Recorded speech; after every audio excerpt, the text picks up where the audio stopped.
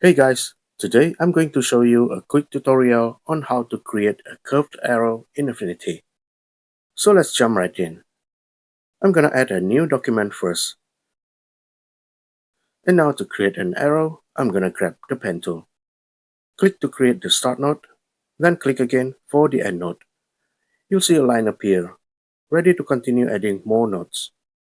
But since we only need a straight line like this, I'll stop there by pressing escape. After that, I'll go to the context toolbar and increase the stroke width a little.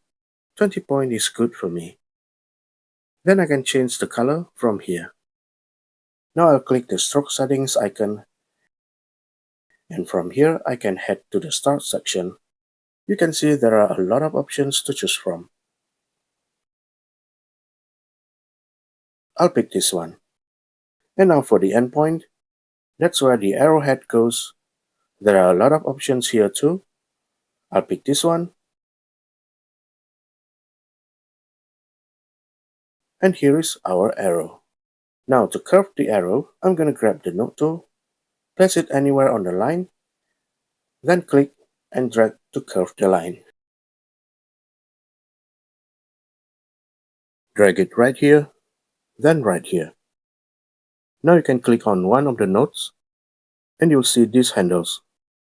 Click on this one and drag to modify the curve. Then click on this handle as well to modify.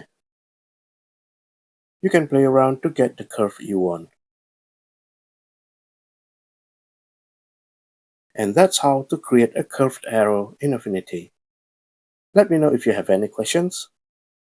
And as always, thanks for watching and I'll see you in the next video. Have a great day. Bye.